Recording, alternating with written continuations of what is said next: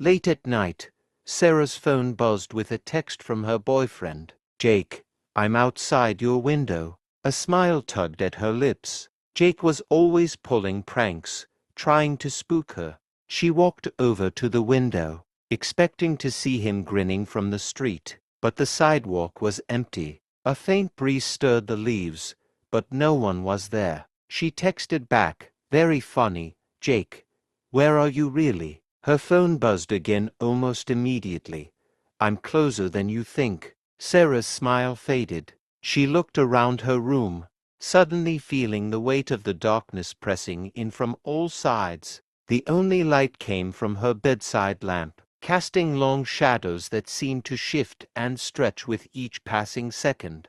"Seriously, where are you?" She typed quickly, her hands shaking. The response came too quickly. "You haven't figured it out yet."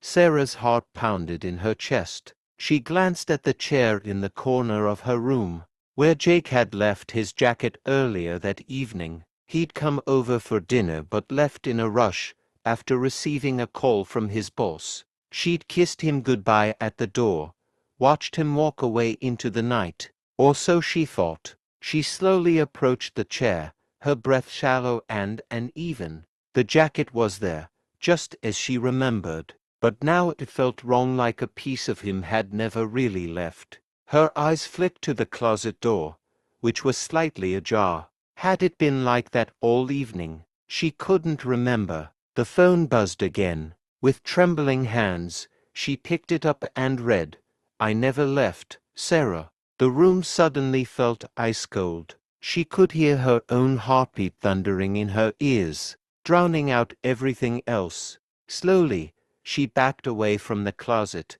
not daring to look inside. "Jake," she whispered, her voice barely audible. The door creaked open, and a figure stepped out. His figure. But something was wrong. His eyes were darker, empty, and his smile wasn't the playful grin she knew, but a twisted mockery of it. He moved toward her, his step slow and deliberate. "You should have looked out the window," he murmured, voice low and menacing. Sarah stumbled backward, her legs weak with terror. She could feel the walls closing in, trapping her in the nightmare she couldn't escape. The last thing she saw was his hand reaching out, cold fingers brushing against her skin before the darkness swallowed her whole. The next morning, Jake's phone buzzed on the kitchen counter. A text from Sarah lit up the screen.